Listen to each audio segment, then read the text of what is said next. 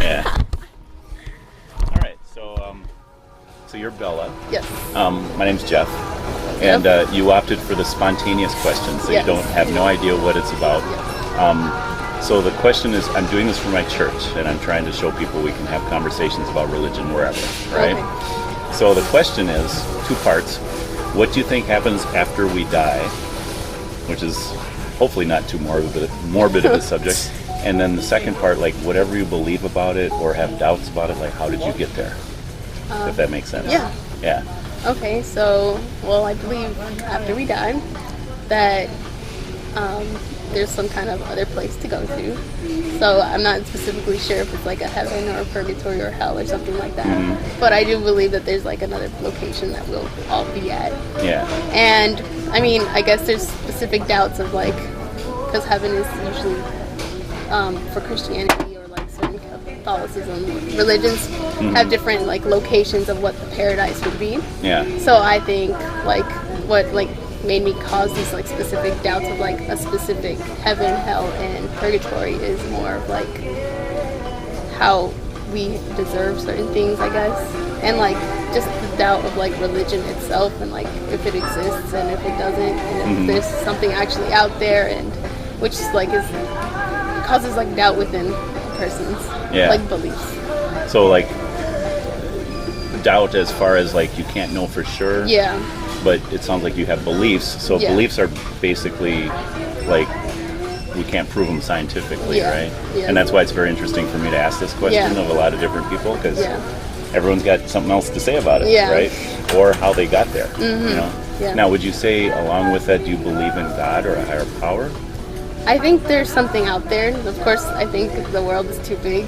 I'm more of a science person, so I'm not sure if like specifically if it's God or some other being, but I think maybe there's something bigger than us as humanity. Yeah. Do you think you'll ever be sure about it? I don't think I will, but you're comfortable with that. But I'm comfortable with knowing that there might be something bigger than us.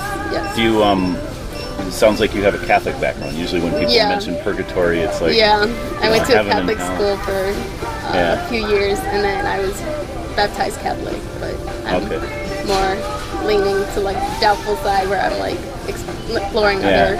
And you are at the age. So I've asked this of a lot of people. You're at the age where most people are deciding. It's like you're leaving. Not just you, but like anyone at this age is like leaving what they were raised in. Not necessarily leaving it, but questioning it and deciding, okay, is that what I believe? Am I going to take ownership of this belief, this faith, or am I going to look elsewhere? And have you explored other religions, would you say? Not really, but I more prefer like an agnostic kind of stance where it's like you kind of question if there is a God or like a superior power, but like you kind of believe that there is something there, like there's so much unknown you don't know. Yeah. So and how would you say you are going about trying, like where should we get our information? You know what I mean? Yeah. Like, do you think you just make it up, or do you think you get it from someone or something or somewhere, or like? Well, I'm like I said earlier, I was like a science person, so like I like scientific proof and evidence. So like it's kind of like a little hard to see where actual factual stuff is coming from, and like where's the evidence of these supernatural like beings and stuff like that. And as I ask different people, I mean, I've talked to people from every major religion and that sort of thing, and I've met a lot of very bright, intelligent people. You know, now I'm Christian, I favor Christianity, but at the same time, I don't think I'm any smarter than anyone from another religion. Yeah. So I've kind of concluded that it's not necessarily based on my intelligence. Yeah. I don't, I don't think that, like I say, I figured things out. I would just, so I'm not Catholic, but I am Christian, just to let you know where I'm coming from. I do believe Christianity is different. You know, like if you look at all the major world religions, they all teach that there's a sense of right and wrong, that we all have a kind of a moral conscience. Compass, And and how can we justify our existence when we know we've broken it?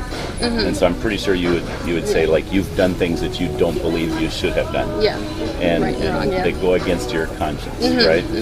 So the Bible, really all religions, the Bible says that's true. Everybody does have a conscience. It's God-given, you know? Yeah. So all religions basically then would be answering that question: how can we have a better afterlife, I guess, and a right relationship with our Creator if we've broken moral laws, you know? Yeah. Or maybe not done the things we should have done, which Yeah. is kind of the opposite side of that, right?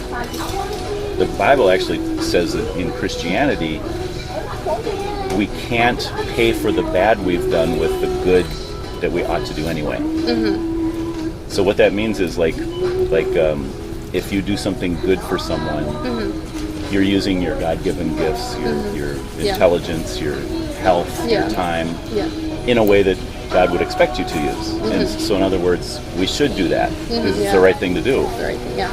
So if we try to pay for our bad with our good, now we're, you know, like, we can't do it because we're only doing what we should do on the good side. The bad side, though, Shouldn't have been done in the first we place. shouldn't have done it in the first place. And we're held accountable. That's where this whole day of judgment comes in, and heaven and hell and hanging in the balance, you know. Yeah. How do you think you would do if today you died and you're standing before God?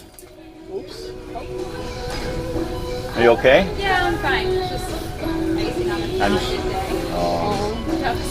Sorry to hear that. Oh, it's okay. So, Tell somebody. I'm about to go up front. I can just tell them in this aisle Yeah. for you. Yeah, don't worry about it. Right.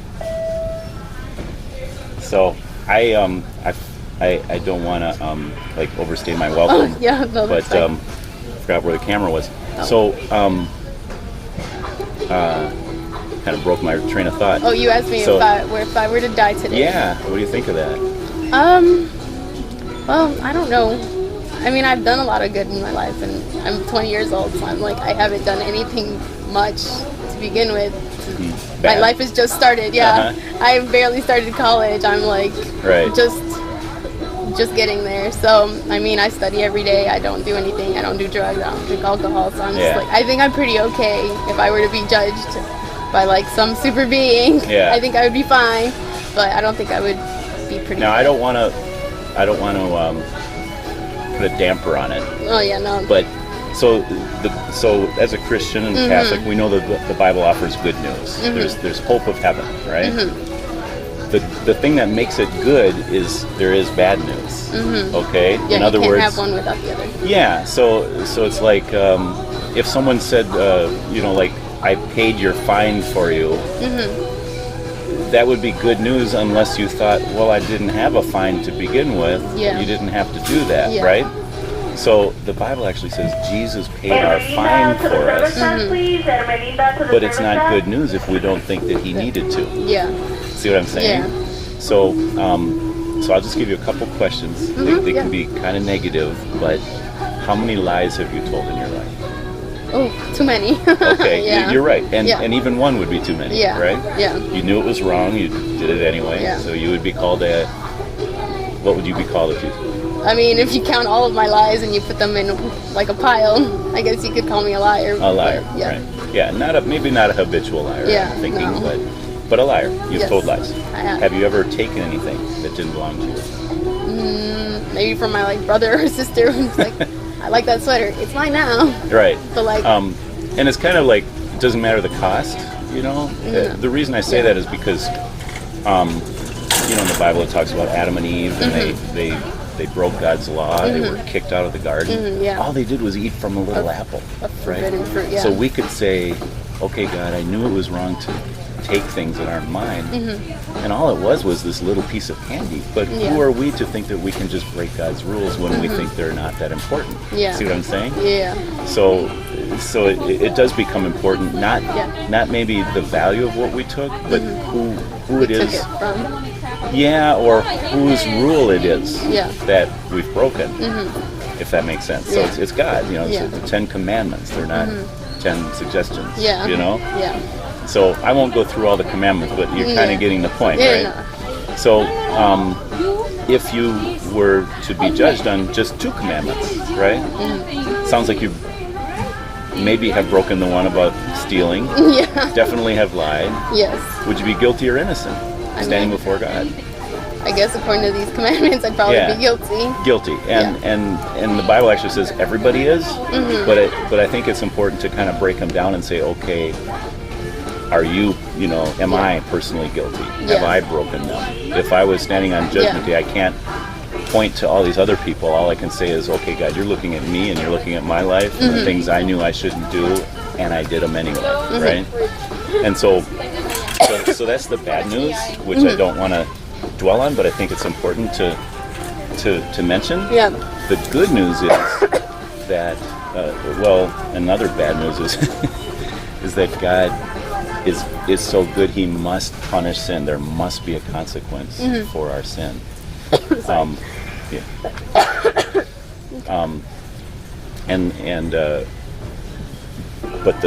that's the bad news. That there has to be a punishment. He can't just let us go free.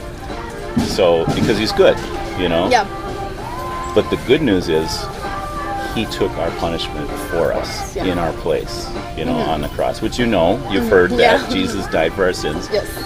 So, I'm thinking that is something that is so important to know that God wouldn't just leave it up to our imagination. We have to have a source of truth. See what I'm saying? Yeah.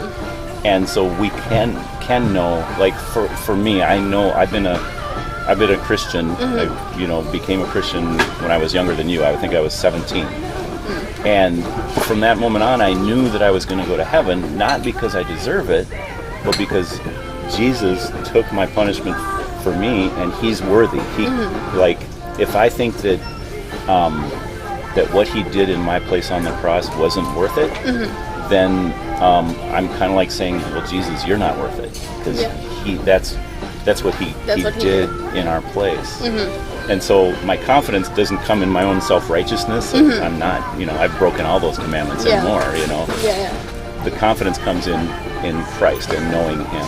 And where do I get that knowledge, that confidence? From reading the Bible. So as a scientist, I'd say, there are certain things that science can answer and other things that science isn't really meant for. God made an ordered universe, and so He made science possible.